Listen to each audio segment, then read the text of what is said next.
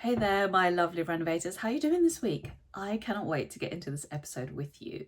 It's a little bit different this week. I'm talking about designing for entertaining. Now, I don't know about you, but I love having people over in my home. We've put so much effort into it. We love it. And so we love to invite others that we want to spend time with into our home. And I just love having people over. I do love cooking. I love just having a drink, having a chat with people. So as a family, that really is one of our big pleasures in life. We feel really fortunate to have the home we have and live where we do.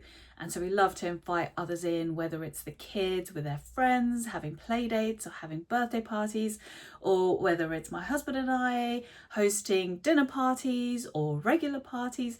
We just love having people around, having people over and cooking for them and just getting together and having a good time. And so if you are the same way inclined, I hope you enjoy this episode. I'm going to be talking about how to think through at design stage planning your home for when you're entertaining. So obviously, like everything I talk about all the time, this is best done right at the start. If you have the opportunity to be designing your home from scratch or redoing your layout, you want to think about all of this at that stage so that you can prepare for it. You can think about how you want to have people in your home, how you want to host, how you want everyone to enjoy themselves and enjoy the space. Let's get into the episode and talk about all the things you can do when you're thinking ahead about designing for entertaining guests in your home. So designing for entertaining is so much more than just having a few extra chairs that you pull out and an extendable table. You really need to think through the use of the space, how you want people to connect, interact, and you want to encourage that connection. So it's all about shaping those spaces for that intimacy and flow, and not only in the obvious areas like the dining room, but also some other areas of the home, which we'll go through in this episode. So let's get started. Okay, number one, first impressions matter. So let's start right at the front door.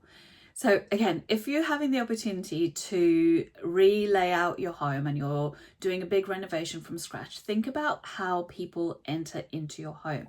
So that generally means the hallway.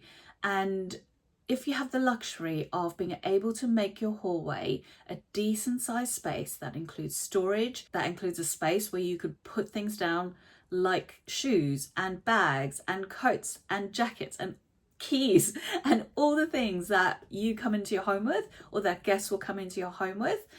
And just think that through by having enough space, enough circulation space, enough space if you're welcoming people in, that there's enough space for everybody to stand, put their coats somewhere, put their shoes away if that's what you want in your home, if you want people to take your shoes off, somewhere to put their shoes, somewhere to put their handbags. And so just think about that ahead, because it makes such a lovely welcoming impression if people can come into your home straight away, put their things down, feel comfortable, feel at home, and not feel like, oh, I don't quite know where to put my things, I don't know if I should walk in with my shoes on, I don't. So it just makes everyone feel really welcome right at the door when you greet them. It's just to be able to have that space, that well thought out space with storage and places to put things. I think it makes people feel at ease just straight away, and then they're ready to come in and relax and enjoy being with you. And even little things down to what the hallway feels like, the atmosphere of it. So get the lighting right. Maybe you have some sort of scent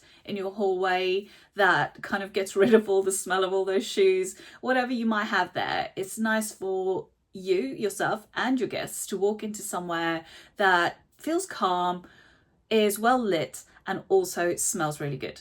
So think about all of those things as you're walking into your home. And I think this is quite an easy thing to do, to picture as you walk into your own home. Just take a moment at the front door, look around, think about the things that aren't quite working, think about what it might feel like to walk into perhaps a more spacious place, a space that's maybe more organized, or a space that's just generally more pleasant to walk into in terms of whether it's clean, whether it smells good, whether the lighting's good. So think about all those things right at the front door, and that will make a great start for your entertaining. Let's move on to the next point. So the next one is social versus private spaces. So these are just fancy terms we use in the interior design world, but it generally means the spaces that you invite guests into. So the more social spaces like your living room, dining room, kitchen, all of those spaces that are kind of more open to guests. And then you also, of course, you have your private zones like your bedrooms and so on that guests generally don't go into when you're entertaining for the day or entertaining for the evening. So of course, it's always nice to keep those private zones private. So in your layout, think about that when you are relaying out your home, planning for your renovation. It's always lovely, if it's possible, to keep the private zones grouped together away from the more public zones so that you still have that privacy and you don't have to have your whole home on show every time someone comes round. You are able to shut those doors, perhaps it has a hallway or somewhere that's accessed a little bit more privately, so that feels like yours. And then you have the more social spaces in your home as well, which of course then you need to think about how people flow through that, how those spaces connect to one another. For example, how the kitchen connects to the dining room, connects to the living room, and how those are going to work when you have a lot of people in your home. So it's really important to be able to design those social spaces to be able to flow properly. You want it to feel natural that they flow together, and then have those private spaces a little bit more tucked away. So layout planning really comes into play here. Think really carefully about how you want to use the space, what needs to be done in those spaces, the functions they need to have, and then also when you have extra people into your home, how that will change those functions, and see if you can lay out to accommodate all of those. And then of course you can use things like sliding doors, double doors, bifold doors, partitions. You can use different ways to be able to have that flexibility to open and close spaces when you do and when you don't have guests as well. So next, let's talk about room size. So if you have smaller rooms, you can obviously work with that in terms of perhaps opening up rooms, creating links between different rooms that they are adjacent to. And in that way, you might be able to make it feel more spacious, more light. You'll have some flow between the rooms. But if you're lucky enough to have large room sizes, then you have a different problem. You could have the problem where it just feels too big, a bit echoey, not very connected. So a clever way to break up a bigger room is to use zoning. So you can use rugs, you can use groups of furniture, you can use colour on the wall. Even large plants or screens that are freestanding can be quite clever to divide off little spaces. You want it to feel like a little series of comfortable spaces rather than this large empty room. Because large open spaces that aren't thought through properly can actually feel quite awkward and quite overwhelming. So think about how you want to feel when you come into that room and how you can make it feel a little bit more cozy and a little bit more conducive to entertaining and also to that connection and the conversation that we talked about at the start. But zoning larger rooms will definitely make them feel more inviting, more intimate, while still keeping that overall flow. Which brings us really nicely onto the next point, which is circulation and flow, which is really important when you're thinking ahead about entertaining in your home. Because how people move through the home is quite crucial, really. You want to try and avoid any sort of bottlenecks or little awkward spaces where people might naturally gather. I usually find this is in the kitchen. If there's a little spot in the kitchen, people will always gather there. If there's even the tiniest amount of space. Thinking all of that through at the layout stage is really going to help you kind of alleviate those areas and maybe try and plan for it a little bit better so people will flow better through the space, gather in spaces that are intentional, that where you thought you could, with the layout and the planning, plan for them to go to together, so that the flow in the rest of the house or the rest of the rooms, let's say you're in the kitchen preparing food and it's frustrating, as lovely as it is to have guests around, if everyone's standing in the places you need to be. So you want to think that through about where people might gather in the home, and that really comes down to how you plan the flow and the circulation at that floor plan stage. Doorways or hallways, like we talked about before, where people are kind of gathering to arrive, gathering to leave. If you have an opportunity to have a wider doorway rather than a narrower doorway where your dining room perhaps links up with your living room. So think all of those things through and then of course you always have the option of that flexibility of adding doors that can be tucked away, that can be slid away, sliders, partitions, and so on. So think really carefully about how the space will be used and also how you want to entertain in your home, whether it's parties where everyone's standing around having a drink, or whether it's proper dinner parties where everyone is sitting down. Think about everything and you can always plan for it all. Another clever way you can actually trick these clear circulation routes is by sight lines. Because just think about it, if you walk into someone's home and there's a view of whether it be the kitchen or the outdoors beyond, and you can see that from the front door or the hallway, you're kind of naturally drawn to the more open spaces or that area or the outdoors. And so think about the sight lines when you are planning your home as well. Perhaps you want to have a sight line from your hallway through to your kitchen, and then from your kitchen through to your dining room. And so that naturally pulls people around in the correct way. If you have sight lines, if you have even a great piece of furniture or a great piece of artwork that draws people towards it, think about where you place them, because that will determine how people move around the home as well. It's a really clever way of working with that flow and circulation in your home, because you don't really want people to feel boxed in or stuck in certain areas of the home. You want them to feel like they can move around freely, and if they see a conversation happening over there that they want to join, they want to be able to get there quite easily. And so that all works together really well.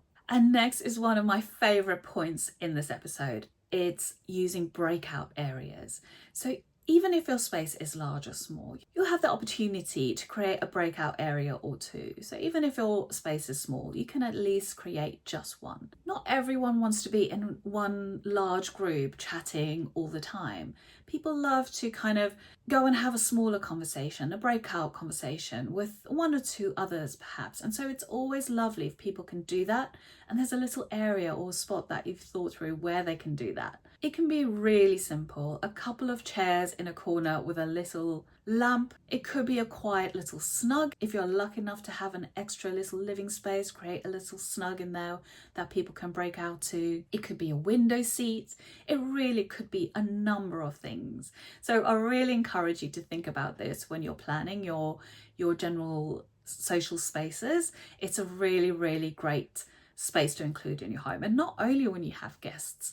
In my own home, we have a open plan kitchen, diner, living room, and it can be a bit overwhelming at times. We're finding as the kids are getting older, we do want to actually have a bit more division, but it is zoned and there are breakout areas. So when we are entertaining, there are numerous places people can sit. We have chairs at the island. We've got a little sofa by the bifold doors that look onto the back garden so people can break out there. We have the connected living room, which is quite small and it's painted completely black, so it's very snug. And often when we have people over, some people will just naturally gravitate towards that, go and sit on the sofa in there, have a chat. So just think about how you can just divide off these little breakout areas that just encourage that conversation. And also it's really nice for people who feel a bit overwhelmed by being in big groups to just be able to break out a bit and go and talk to one or two people here or there and feel like they're in a separate area. So just kind of keep that in mind as well, because doing that really does make the home feel welcoming.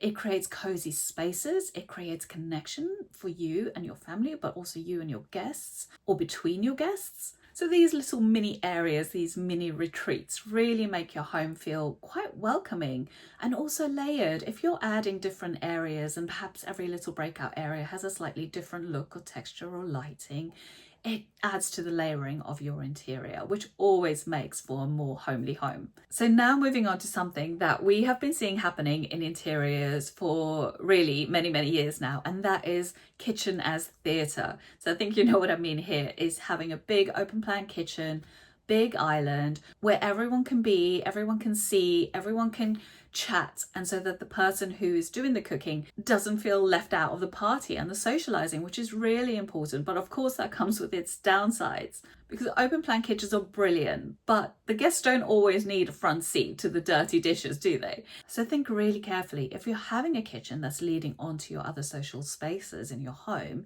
you want to think carefully about the layout and the planning within the kitchen itself. And so something I love to do, if someone loves entertaining, but they do want to have a big island in the kitchen, I generally try and keep the sink and the hob off of the island and towards the background, so it's a little bit more hidden. And that's exactly what I've done in my own kitchen as well, because we love entertaining. So when we have guests over, our open plan kitchen, our island is completely exposed, but at least we have the cooking and the washing up and whatever's happening on the back area behind the kitchen island.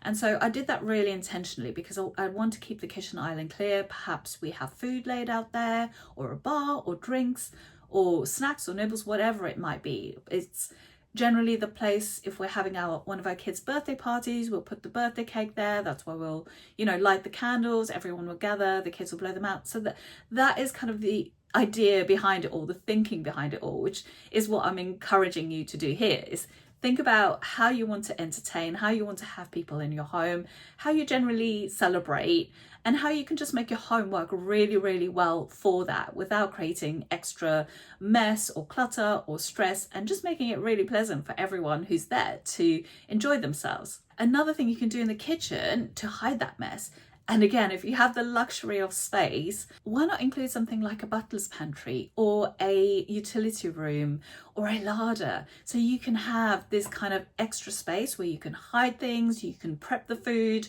and you can have more area clear for your entertaining space. So I love that.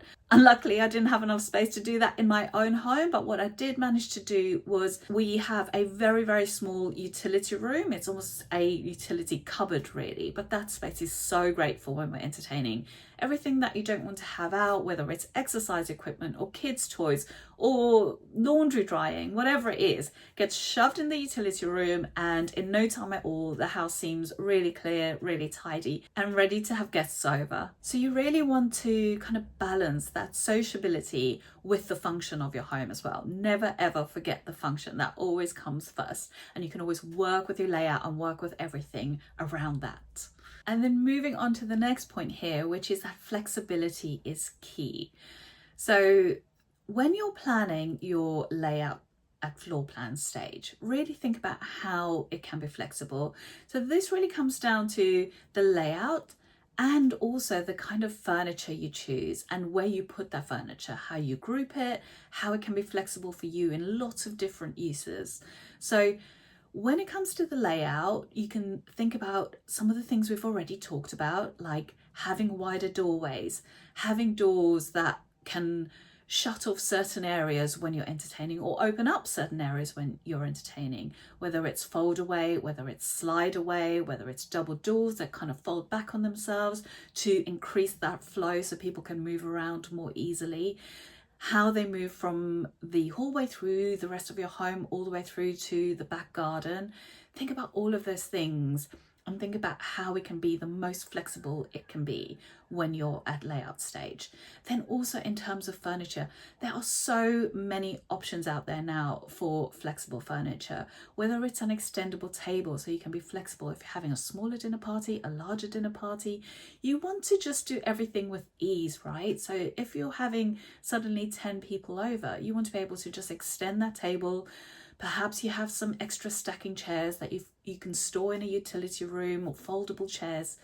Think about all of those things and how it can just be easy for you, so that when you have people over and you have the pleasure of having others in your home, it's not extra frustration and extra stress for you, that it all just kind of happens quite naturally and quite easily because you've planned for it, you've thought about it before. So you really just need to think about how you use your own space for your own use, and also those social situations, and how you can just kind of flex between the two and move between the two quite easily. So all of that will help you to adapt your living space from how you usually live in it day to day to then adapting it for all different sorts of entertaining situations. So let's move on to the final point for this episode, everybody, which is setting the mood with design and layers. So first up, one of my most favorite things to talk about when it comes to interior design is lighting.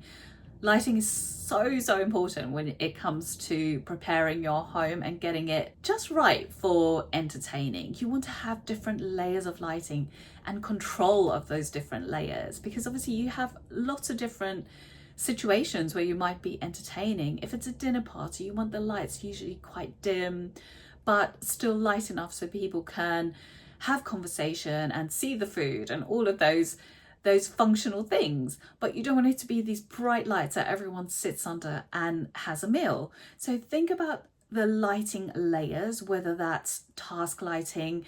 It can come down to really simple practicality, as in, where do you put your spots, where do you put your pendants, where do you put your LEDs, and how you have them on separate circuits so you can control all of those, whether they're separately or grouped together in some sort of way. So really think about that. The lighting is so important. It can even help with the zoning, which I've talked about. So having lighting in different zones to differentiate those zones is a great tip when it comes to breaking up your space into those breakout zones, but also just that layering and that design where you can create different zones with groups of furniture and a lamp. Really simply, couple of chairs, a big lamp, a little side table. Instantly you have a great little zone that the eye recognizes, and it makes people drawn to it for those breakout sessions. Creates a great little zone. Next, let's talk about acoustics. So important, especially if you have larger rooms. And so of course you want the acoustics to be nice if you're entertaining, and also just for your general day-to-day life. You don't want it to be echoey and feel empty. So this is where you can start to layer in those softer textures, like your drapes, window dressings, softer furniture, perhaps upholstered dining chairs, a little sofa here, some rugs. So all of those things are going to help with the acoustics, but also the atmosphere. Because when you're having large groups of people, you want the acoustics to be good. You don't want it to feel too echoey and too loud, and all of those things will help. And then of course you might be having some music in the background as well, which of course you also want to plan for at design stage. Think about where you want to have your speakers, how you are going to stream your music into the space, how loud or not you want it to be. So all of these things can be thought through and planned well to create an amazing home for entertainment. And you know, everything I'm talking about here can also be taken outdoors. So in the summer, if you're entertaining outdoors, you can use loads of what we've talked about here in terms of zoning, in terms of not forgetting to add electrics out into your garden if you want to have music out there, in terms of having flexible furniture and seating and being able to bring some extra chairs out. So all of these elements can be included into your garden area as well. And of course in the summertime, if your garden space is well set up for entertaining, you can create that amazing indoor-outdoor feel, which just makes your home feel so much larger, lighter, brighter, more spacious, and even better for entertaining. And then of course, I cannot get through this episode without talking about storage. Storage is so important when it comes to being ready to entertain, because if you are an entertainer and you love having guests, there's a lot of stuff that comes with it. Extra dinnerware, extra cutlery, extra glasses, wine glasses, cocktail making things, whatever it might be, however you enjoy entertaining, it comes with extra things. And so really think about the storage and where that will go, whether it's having a dedicated area in your kitchen for your entertaining items, or whether it's having extra storage like a sideboard or a built-in in your dining room or your dining area that will house all the overflow crockery and cutlery that you need when you have extra guests over. So think about that really again at planning stage, because it'll be really frustrating if you do have a lot of extra things to be able to kind of have that day to day in your regular kitchen storage and have to always have it in the way when you don't need it every day.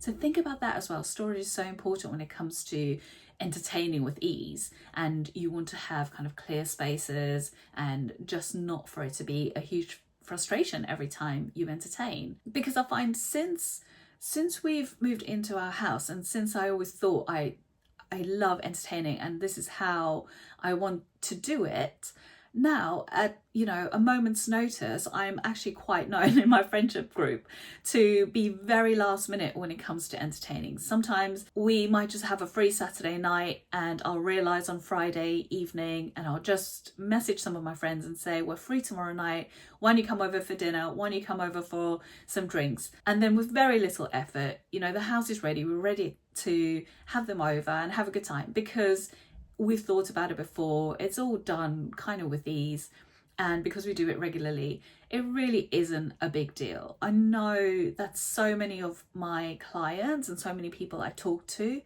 they actually would love to entertain more. And sometimes that is even the goal when I go in to help them design their homes. They just say, one of the most important things to us is that we want to spend more time with our wider family and our wider friendship group. And we just feel like it's always a hassle. We can't do it easily. We don't have the space. The house is not set up for it.